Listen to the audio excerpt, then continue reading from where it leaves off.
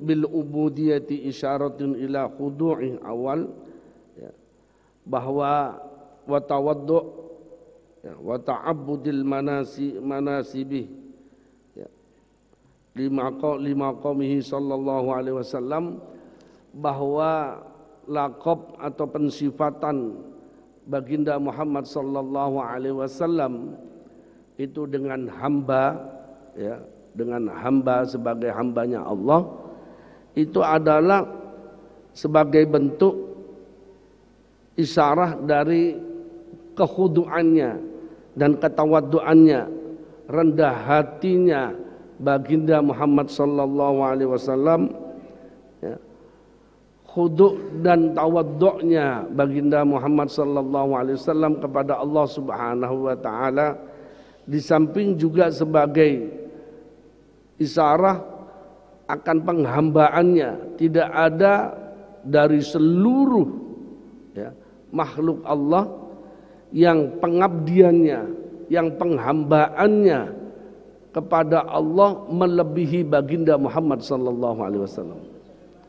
Jadi kalau berbicara ibadah, berbicara pengabdian, penghambaan diri ya, kepada Allah Subhanahu wa taala, maka yang paling mengabdi, yang paling menghambakan diri, yang paling ta'abbud, yang paling beribadah kepada Allah Subhanahu wa taala dari seluruh makhluk itu adalah baginda Muhammad sallallahu alaihi wasallam.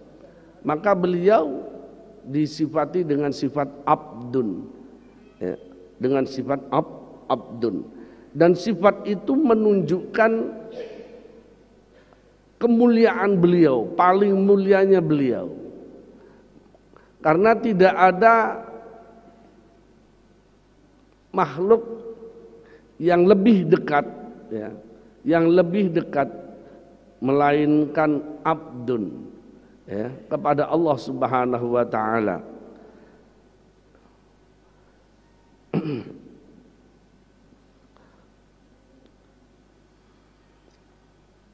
Dan hal tersebut bisa kita lihat di dalam firman Allah Subhanahu wa taala, subhanalladzi asra bi 'abdihi ya, ya.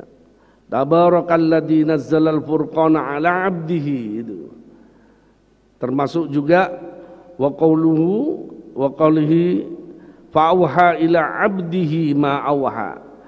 Ini di dalam Al-Qur'anul Karim banyak ya, berkaitan dengan menjadikannya ya, difirmankannya oleh Allah Subhanahu wa taala, dan Allah mensifatinya baginda Muhammad sallallahu alaihi wasallam dengan abdun ya. Maha suci Allah alladzi dat asra bi abdihi, yang menjalankan bi abdihi dengan hambanya. Tabarakalladzi nazzalal furqana ala abdihi ya, keberkahan ya.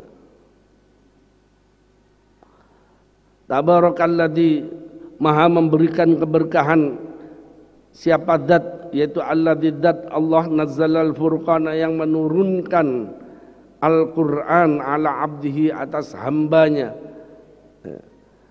Fa'awaha ila abdihi ma auha ya, maka memberikan wahyu Allah, siapa Allah, ila abdihi, kepada hambanya, ma'auha, akan sesuatu auha yang diwahyukan.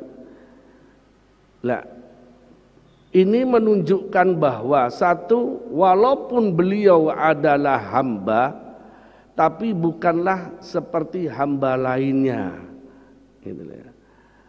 Beliau adalah Nabi Muhammad sallallahu alaihi wasallam, disifati dengan hamba. Satu, menunjukkan ketawadduannya, kekhuduannya, kerendahan hati beliau di hadapan Allah Subhanahu wa taala. Titel abdun, titel hamba itu bukan titel murahan. Titel hamba, sifat hamba itu bukanlah sifat yang menurut akal logika itu rendah, tidak. Dilihat dari abdulnya siapa dulu ya. Karena beliau adalah Abdullah, hambanya Allah. Ya, maka enggak gampang, Pak. Terkadang kita itu mengaku sebagai hambanya Allah, ya.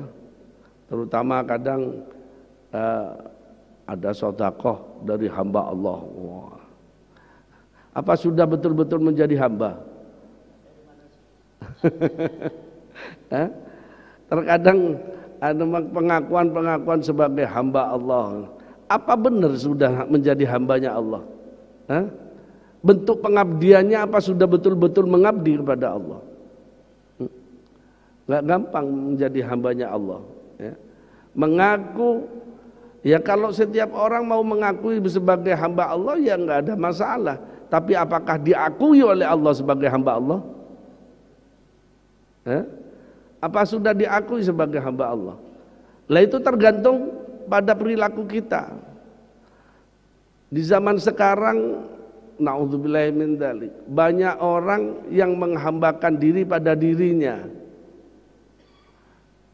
Dia mentuhankan dirinya, kan itu.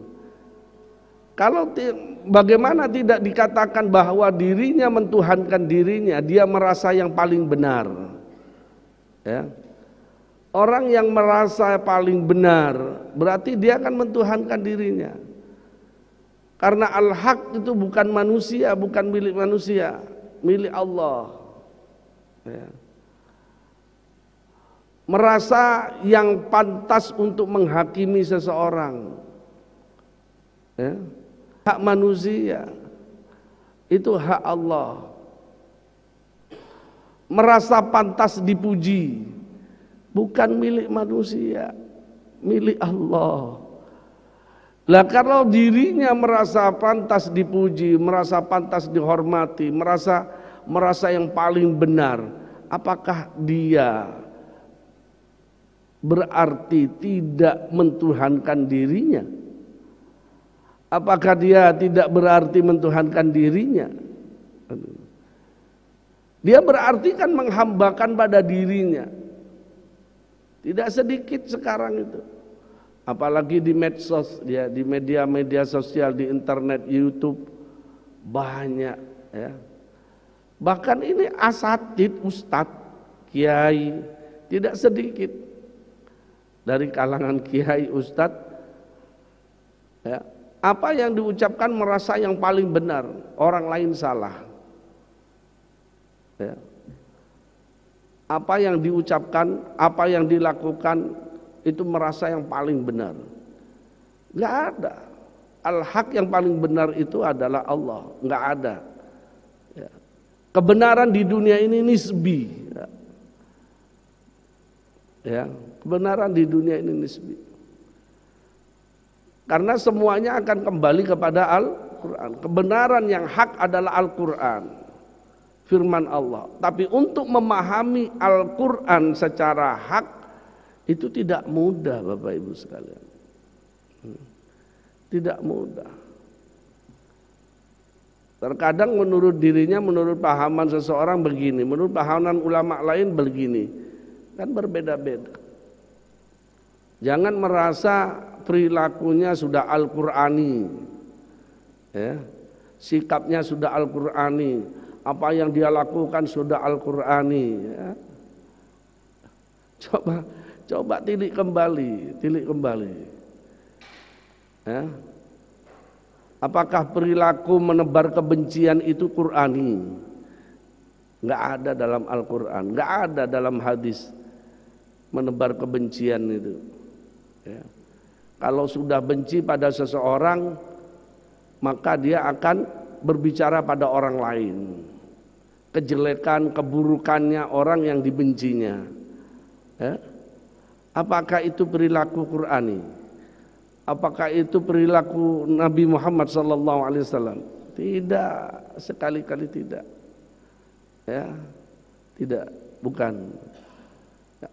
Rasulullah tidak pernah mengajarkan menebar kebencian, tidak pernah, ya. Dengan memaki, menghina dan sebagainya, ya. Dengan merasa paling benar sendiri, orang lain salah. Dengan merasa bahwa kelompoknya yang paling benar, kelompok lain salah, Ya. Tidak begitu. Tidak begitu. Baginda Muhammad sallallahu alaihi wasallam sendiri saja di dalam memutuskan sesuatu terkadang masih harus musyawarah. Wasawirhum fil amri fa idza azamta fatawakkal 'ala Allah. Masih bermusyawarah. Ya. Kalau Rasulullah merasa ini contoh suri toladan gitu loh. Agar supaya kita juga berperilaku tidak merasa benar sendiri. Padahal beliau utusan Allah, beliau kekasih Allah. Kalau toh beliau memutuskan, tidak ada yang tidak benar apa yang beliau putuskan. Tidak ada yang beliau lakukan itu tidak benar. Tidak ada yang beliau ucapkan itu tidak benar, karena apapun yang diucapkan oleh baginda Muhammad sallallahu alaihi wasallam itu adalah wahyu dari Allah.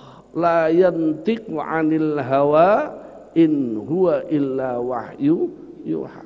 Ini ditegaskan di dalam Al-Qur'anul Karim, firman Allah Subhanahu wa taala.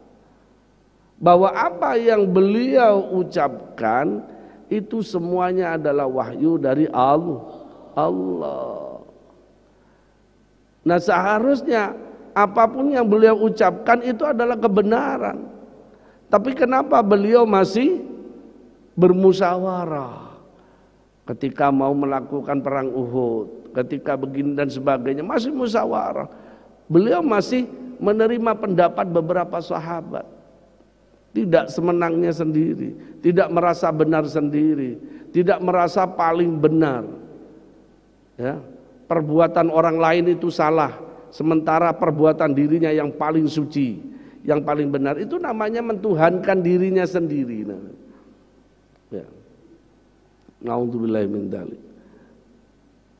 Ini hati-hati. Di zaman sekarang kita mudah terprovokasi dengan hal-hal semacam itu, ya. Apapun sikap perilakumu, ya, mengajak kebencian, memaki, menghina, ya, mencari benar sendiri, itu adalah perilaku yang enggak benar, yang enggak baik. Maka jangan kita ikuti siapapun itu, ya, dari siapapun itu, ya. Kan begitu. Ini yang berbahaya Bapak Ibu sekalian. Di Timur Tengah itu hancur terjadi perang disebabkan karena itu.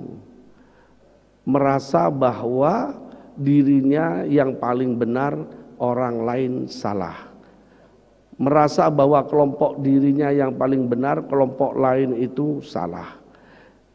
Nah, ketika diangkat ke atas merasa yang paling hak kelompok dirinya, yang lainnya kafir, akhirnya begitu, ya. Merasa bahwa faham dirinya yang paling benar, faham lainnya adalah orang-orang yang sudah keluar dari syariat, dianggap keluar dari Islam. Maka ketika menganggap keluar dari Islam, dianggap halal darahnya, terjadilah pertumpahan darah saat itu. Ini yang tidak kita inginkan di Indonesia, ya. Jangan sampai terjadi. Kita masih berada dalam keadaan damai, tentram. Kita melaksanakan sholat, melakukan pengajian di mana-mana, ya. Itu bebas, tidak ada yang menghalangi. Bahkan didukung oleh pemerintahan, didukung oleh pejabat, didukung oleh pejabat setempat dan sebagainya. Ya, nggak ada kan? Apakah kita mengadakan pengajian di sana sini ada yang menghalanginya? Enggak ada. Ya. Melakukan sholat enggak ada yang menghalanginya. Kenapa kita mau melakukan hal-hal yang sifatnya tidak dibenarkan, gitu ya? Nauzubillah min dzalik, ya. Jangan sampai mudah terprovokasi. Ya. Nah, sifat hamba itu adalah sifat yang mulia. Tidak semua, maka hamba yang paling menghambakan diri kepada Allah itu adalah baginda Muhammad sallallahu alaihi wasallam. Maka dikatakan sifat hamba itu asrofus sifah, ya, paling mulianya sifat yang diberikan kepada manusia, kepada makhluk, ya. Dan sifat hamba itu asroful maqamat, ya, dikatakan sebagai paling mulianya makom, paling mulianya derajat. Nah, dan beliau baginda Muhammad sallallahu alaihi wasallam karena paling mulianya hamba, ya, paling mulianya hamba dan paling menghambakannya hamba, ya.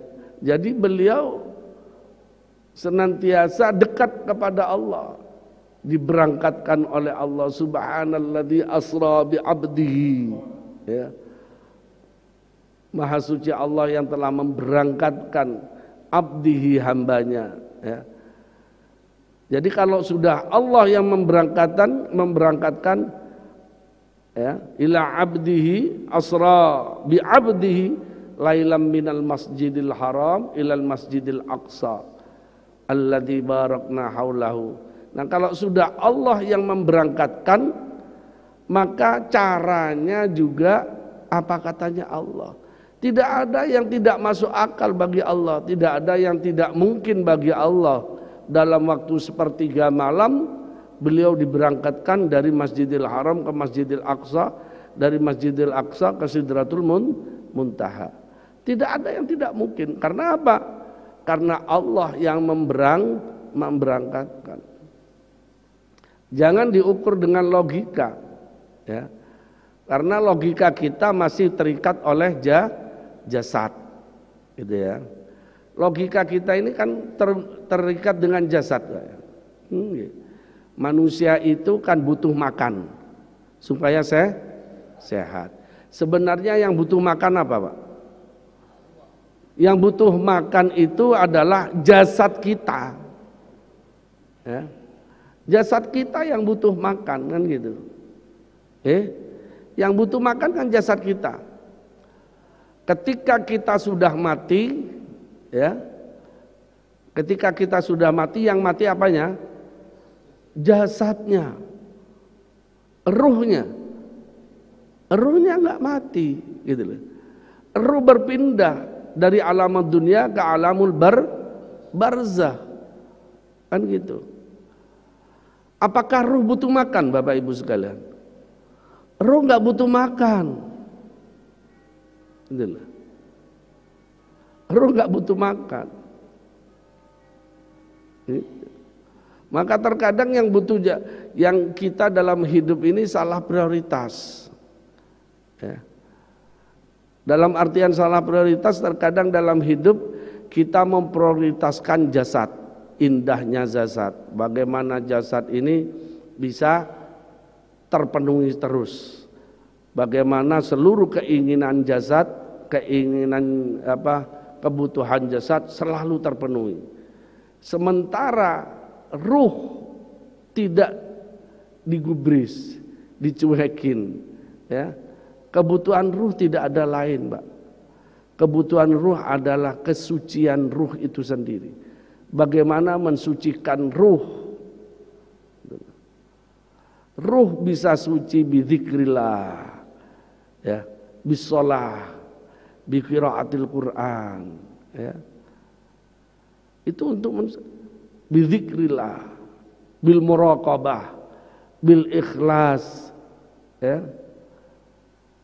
Setiap amal dilakukan dengan ikhlas. Itu untuk apa? Ya untuk ruh kita. Karena pada akhirnya nanti di alam barzah, ya, di alam barzah itu yang ikut nempel, yang ikut mendukung, yang ikut mensupport ruh kita, sehingga dikatakan ruh itu adalah ruh yang baik atau buruk, itu adalah amal perbuatan kita. Di mana amal tersebut di dunia, ya, itu didorong oleh hati kita.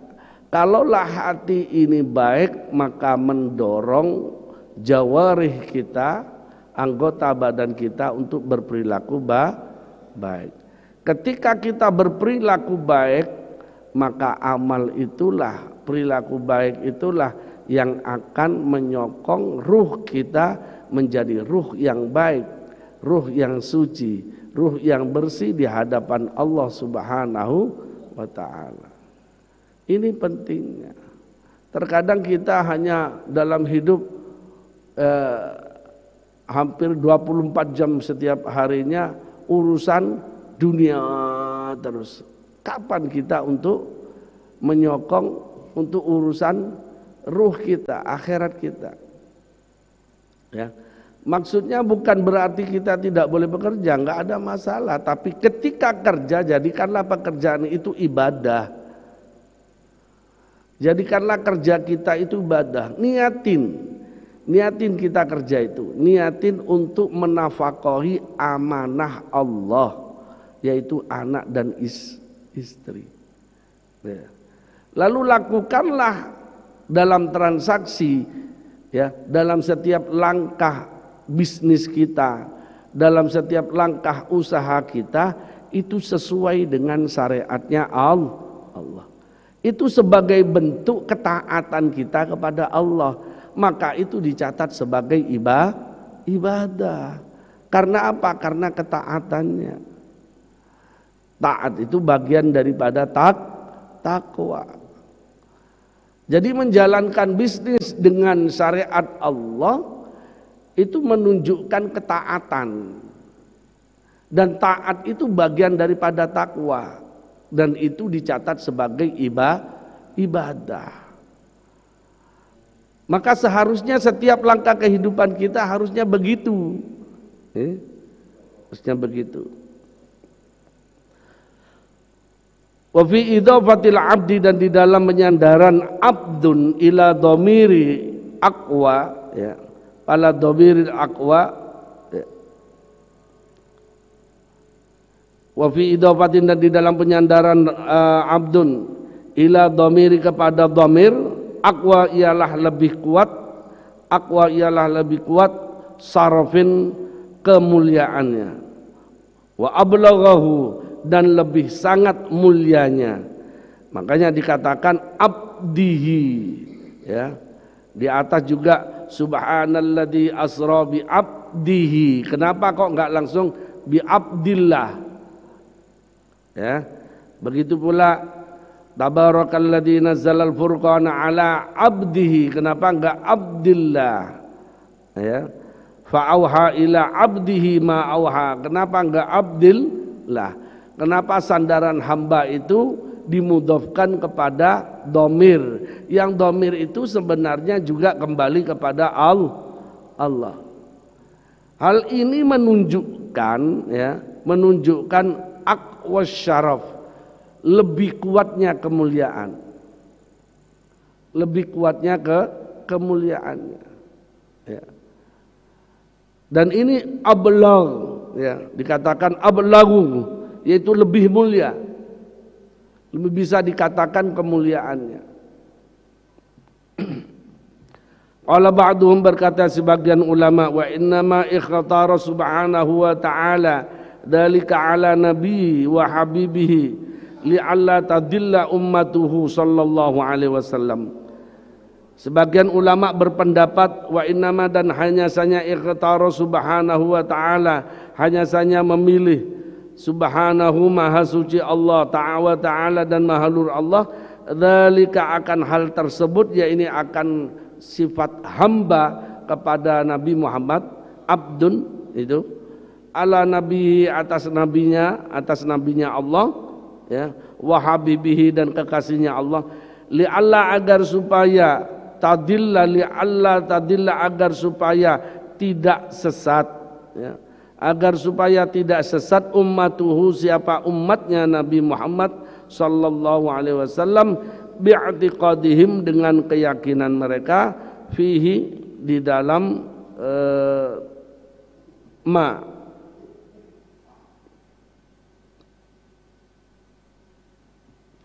Artinya kenapa Allah di dalam Al-Qur'anul Karim itu mensifati Nabi Muhammad dengan abdun, ya. Maka menurut sebagian ulama itu Allah mensifati Nabi Muhammad dengan abdun itu agar supaya umat Nabi Muhammad tidaklah sesat seperti umatnya Nabi Isa alaihi salam. Nah, Nabi Muhammad itu ya datang diutus setelah datang lahir setelah Nabi Isa sudah berapa tahun, dan pada waktu itu pentuhanan terhadap Nabi Allah Isa alaihissalam itu sudah merebak, dengan berbagai macam mukjizatnya, ya. Makanya baginda Muhammad SAW tidak tidak mudah mengeluarkan mukjizat, ya. Tidak seperti nabi-nabi lain, dikit-dikit mukjizat, tidak. Baginda Muhammad SAW tidak mudah mengeluarkan mukjizat, ya. Karena apa? Karena itu dikhawatirkan umat itu mentuhankan, ya. Dikhawatirkan itu juga. Karena juga begini, ketika mukjizat sudah diturunkan oleh Allah kepada Nabi Muhammad SAW, seandainya ini, ya, lalu umat tidak mengikutinya, maka tentunya jawaban berikutnya adalah adab. Sebagaimana yang terjadi pada umatnya Nabi yang lain, Nabi Nuh, Nabi Lut, ya. Seperti kaum Samud dan sebagainya, ya. Itu semua mukjizat Allah yang sudah diturunkan pada nabinya, lalu umatnya mengingkarinya, maka tidak ada lain jawaban berikutnya. Ketika mukjizat sudah diturunkan, umat tidak beriman masih, ya. Ketika mukjizat diturunkan pada nabinya dan umat masih belum beriman, maka adab yang Allah turunkan. Itu. Maka Nabi Muhammad tidak mudah untuk mengeluarkan mukjizat, tidak mudah untuk meminta agar supaya mukjizat itu diturunkan pada beliau, memohon enggak. Tapi mukjizat yang paling agung, ya, yang Allah berikan kepada Nabi Muhammad SAW, yang sampai saat ini bisa kita nikmati dan bisa dinikmati oleh seluruh umat manusia di mana saja berada, ya, yang tidak bisa dimiliki, yang tidak dimiliki oleh umat-umat yang lain, oleh nabi-nabi yang lain, ya. Nabi-nabi lain tidak memiliki mukjizat seperti ini yang langgeng sampai saat ini, kecuali mukjizatnya baginda Muhammad SAW, yaitu Al-Quran, ya. Maka Al-Quran ini adalah mukjizatnya Nabi Muhammad, ya. Dan Al-Quran ini mampu menjawab seluruh tantangan zaman, mampu memberikan penjelasan, pemaparan, berbagai macam penjelasan, mampu memberikan petunjuk, ya. Karena Al-Quran itu termasuk bayanun, hudal linnas, ya, hudal linnas wa bayyinatim minal huda wal furqan, ya, dan memberikan penjelasan dari petunjuk-petunjuk yang telah ada, ya. Ini Al-Quran, ini mukjizat yang luar biasa, ya. Dan banyak orang bisa menemukan, baik dari segala bidang, baik dari sains, teknologi, ya, ataupun dari sosial kehidupan. Ketika orang punya masalah, Al-Quran memberikan jawaban, ya. Ketika orang dalam keadaan gelisah, Al-Quran memberikan jawaban, ya. Apapun yang menjadi permasalahan hidup, baik pada diri manusia secara pribadi ataupun pada diri manusia secara kelompok ataupun dalam segi kenegaraan, ya, secara ketatanegaraan, siasa secara politik dan sebagainya, bahkan dalam sebuah transaksi usaha pun itu dapat ditemukan jawabannya di dalam Al-Qur'an. Gitu loh. Ini mukjizat luar biasa, petunjuk yang luar biasa yang tidak dimiliki oleh nabi-nabi lain.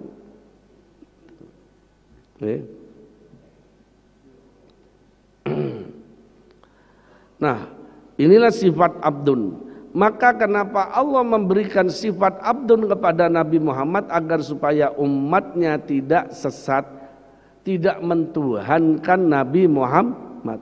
Maka kata Sayyidil Walid Abu Yazid Muhammad Alawi Al-Maliki di dalam kitabnya Mafahimu Yajibu Antus Sahah, beliau katakan selama tidak mentuhankan Nabi Muhammad, maka pujilah beliau walaupun sampai tutup ke langit, nggak ada masalah, ya, nggak haram, ya.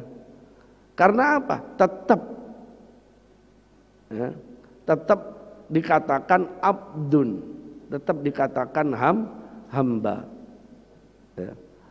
Kalaulah kita mau menalar, berpikir, ya, merenung dengan kalimat la ilaha illallah saja, ya, la ilaha illallah Muhammadur Rasulullah. Dengan kalimat itu aja, ini kalimat sakti, kalimat sakti.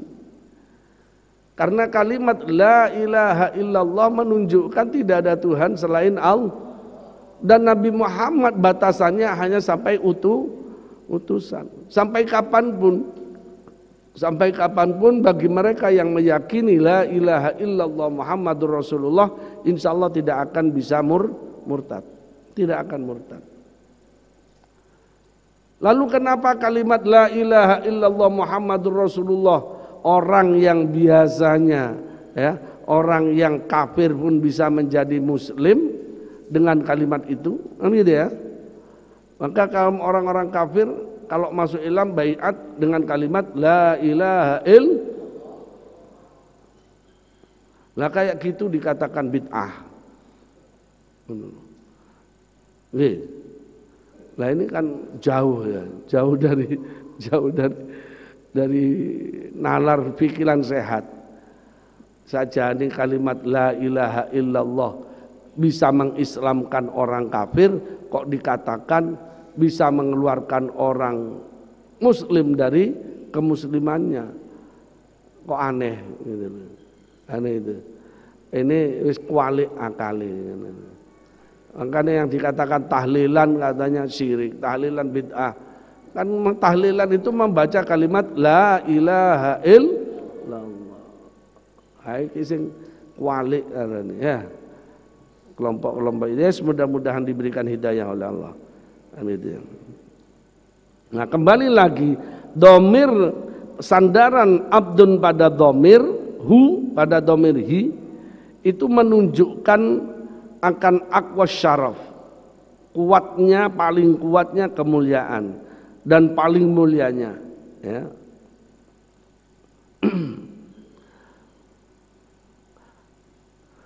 Dan pensifatan Nabi Muhammad SAW, ya, dengan sifat abdun, ya, di dalam Al-Quran itu agar supaya lebih jelas dan supaya umat tidaklah sesat, itu menurut sebagian ulama. Bi'tiqadihim fihi, di dalam segala sesuatu, sesuatu la yaliku, yang tidak patut, ya, yang tidak patut apa kama waqa'ah, sebagaimana waqa'ah terjadi li qaumi Isa alaihissalam, pada kaumnya Nabi Isa alaihissalam. Apa dalika, memberikan faedah dalika akan hal tersebut Al-Qulyubi, siapa? Syekh Imam Al-Qulyubi.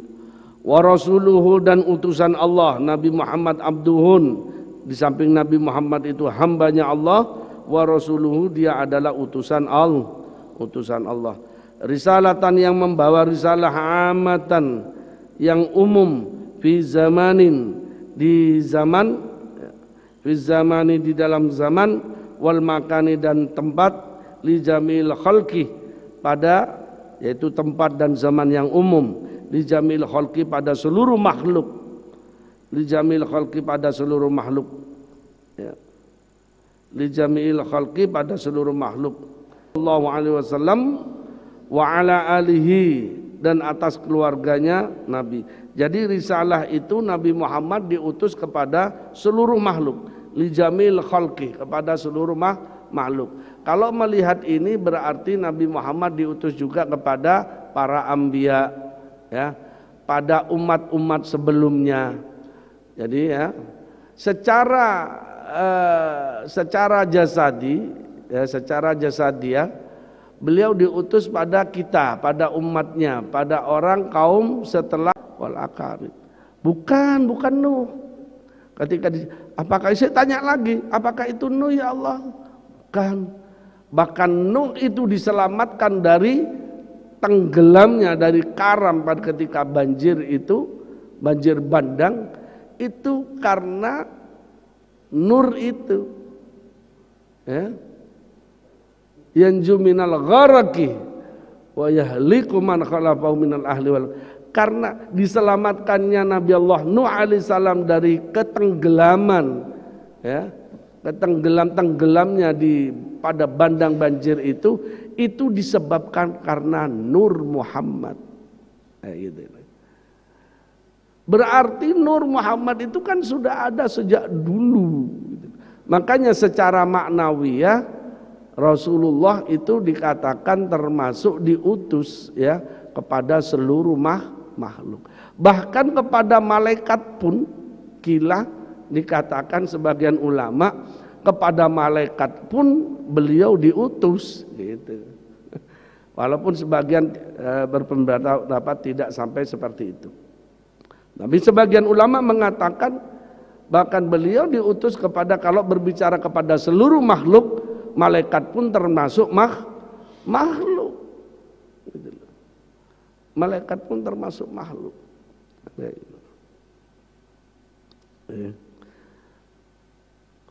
Wa rasuluhu risalatan ala amati zaman wal makan li jamil khalqi kepada seluruh makhluk sallallahu alaihi wasallam.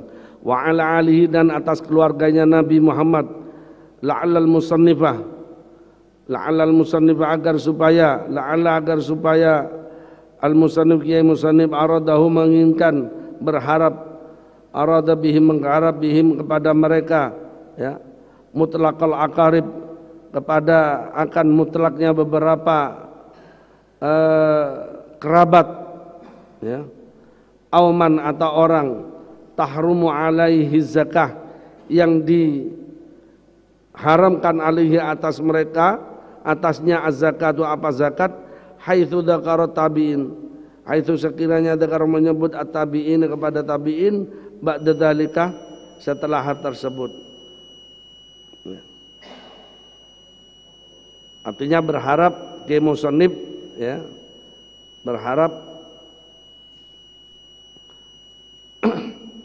akan kemutlakan para ahli keluarga, yang dikatakan ahlihi itu yaitu keluarga Nabi, ya.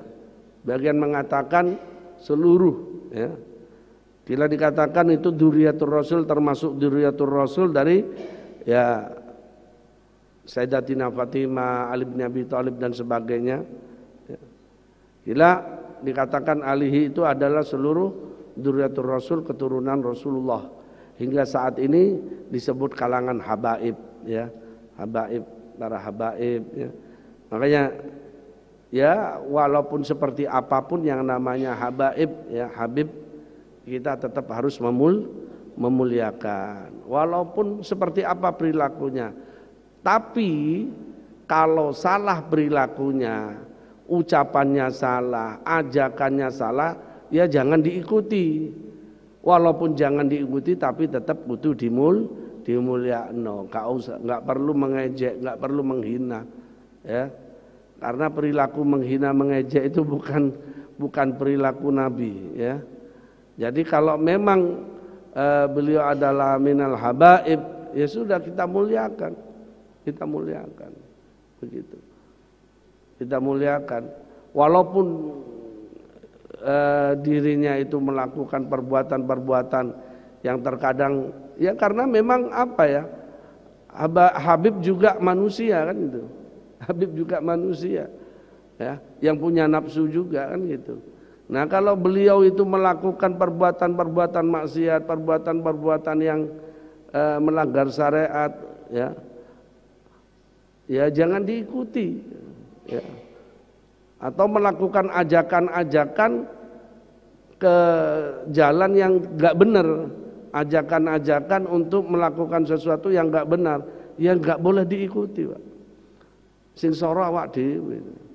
Enggak boleh diikuti. Ya. Enggak boleh diikuti. Ya samalah dengan orang tua. Ya.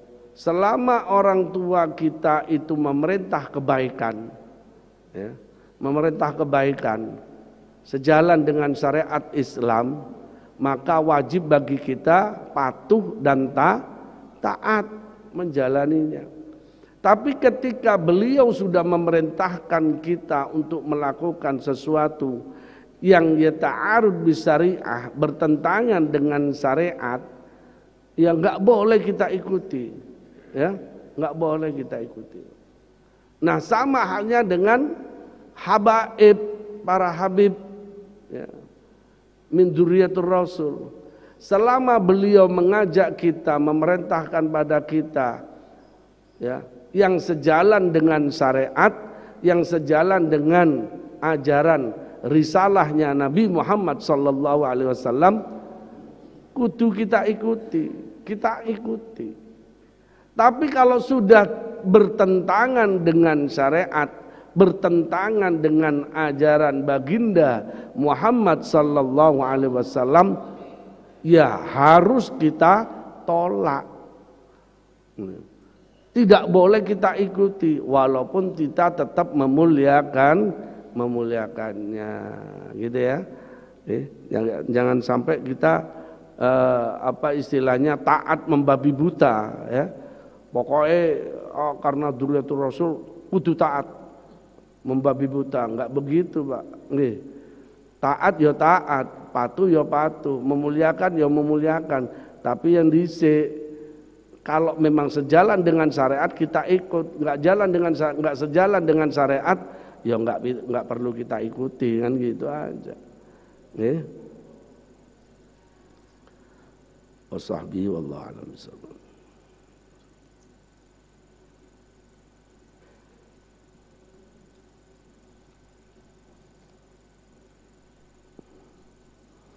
Ada pertanyaan? Ini.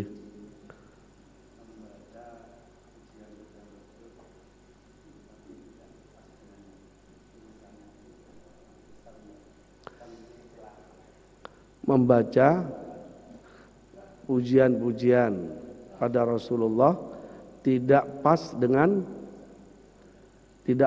tulisannya. Ya selama itu tidak merubah makna ya enggak apa-apa. Tapi kalau sudah merubah makna, ya enggak pas dengan tulisannya itu, apakah merubah makna, kan gitu. Tapi selama tidak tahu enggak apa-apa. Selama tidak tahu.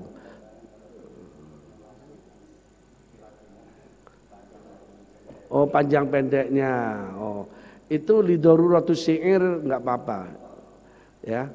Jadi panjang, kadang di dalam persenjian gitu ya. Ya Nabi salam alaika. Kadang ada yang seharusnya pendek dipanjangkan. Lidaruratus syair. Kadang enggak apa-apa. Yang penting tidak merubah makhraj, tidak merubah. Kalau sudah merubah huruf itu punya arti makna lain, itu yang enggak boleh. Selama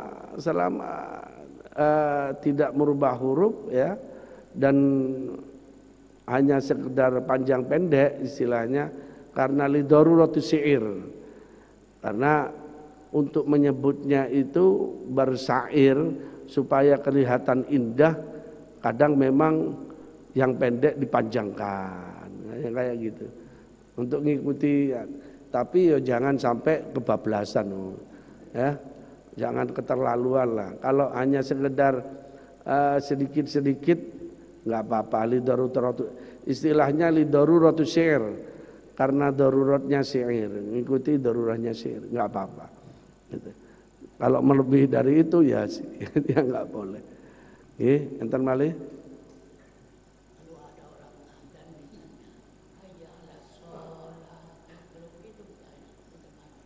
Hayya 'alas shalah. Ya.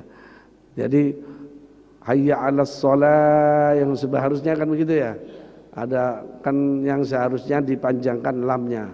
As-shalah gitu. Jadi shalah berarti kan nambah alif gitu. Iya, nambah alif. Itu berarti ya kudu ditegur. Kudu ditegur. Nggih. Kudu itu. Hah?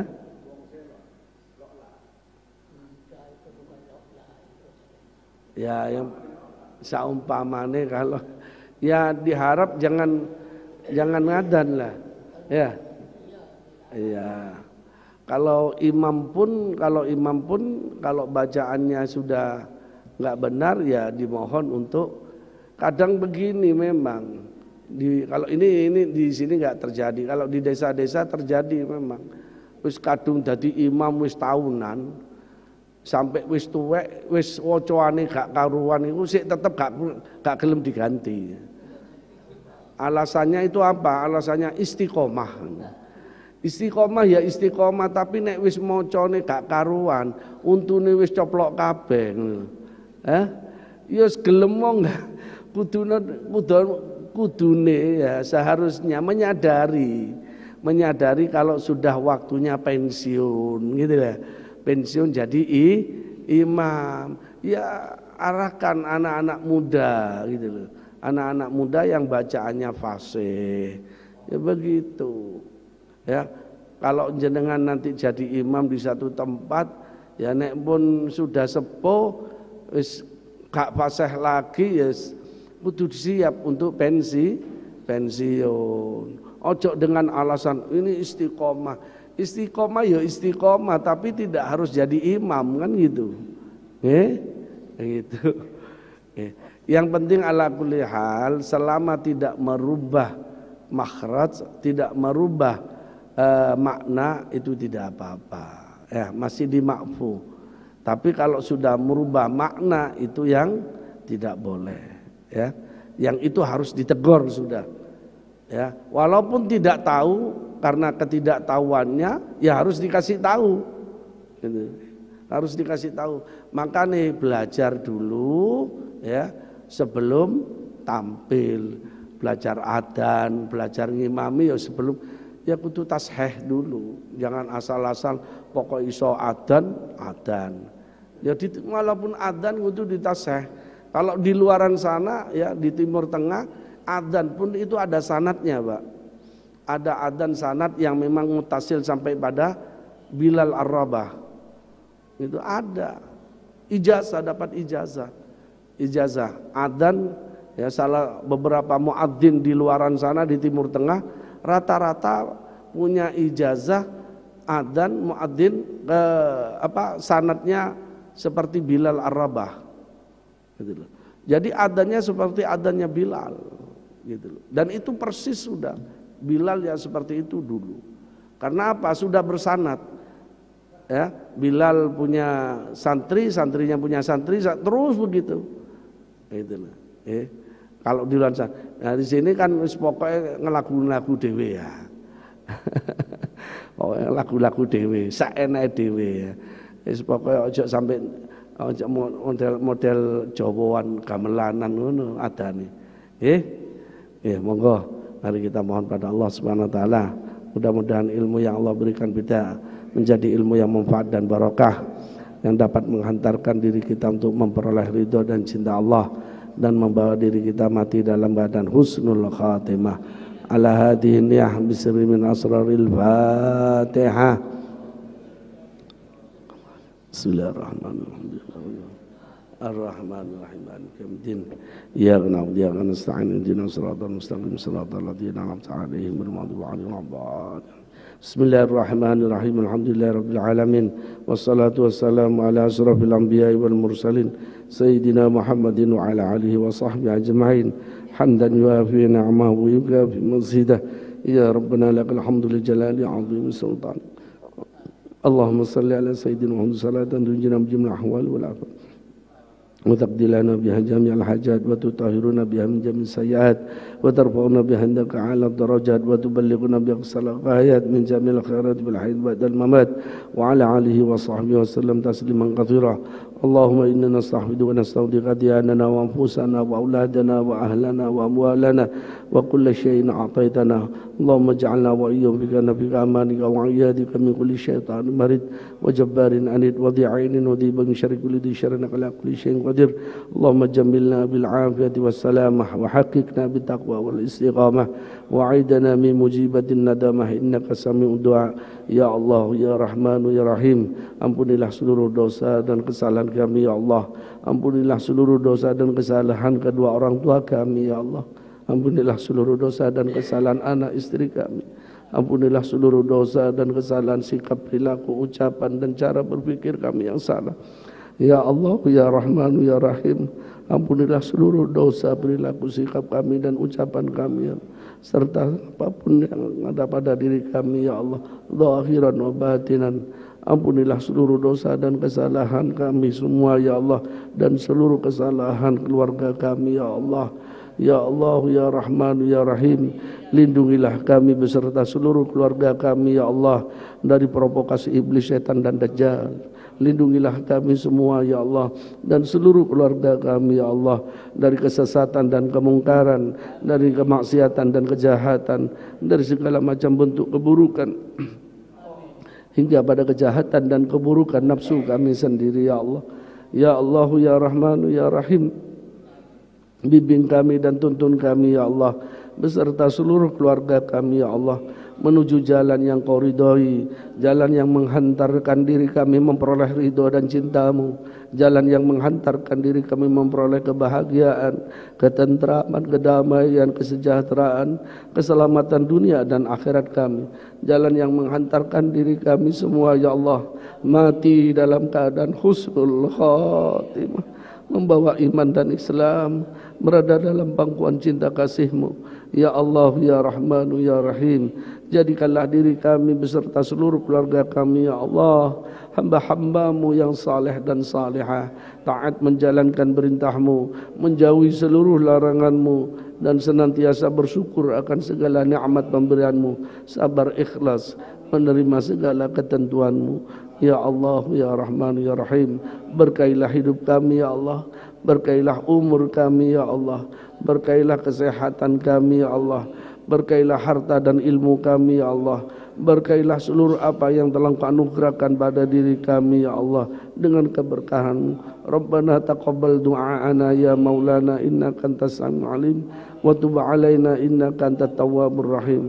Ya Allah, Ya Rahman, Ya Rahim, takdirkan dan mudahkan pada kami, Ya Allah, untuk berangkat ke tanah suci Mekah dan Mukarramah dan Madinatul Munawwarah untuk haji dan umrah dan berziarah kepada Nabi-Mu, kekasih-Mu Nabi Muhammad sallallahu alaihi wasallam. Rabbana atina fid dunya hasanah wa fil akhirati hasanah wa qina adzabannar wa adkhilnal jannata ma'al abrar ya aziz ya ghafar ya rabbal alamin. Sallallahu ala sayyidina Muhammadin wa ala alihi wa sahbihi wasallam. Walhamdulillahi rabbil alamin. La hadratin nabi bisirri min asraril Fatihah. Bismillahirrahmanirrahim. Alhamdulillah rabbil alamin. Ya Rabb ya Musta'an. Sallallahu alaihi wasallam.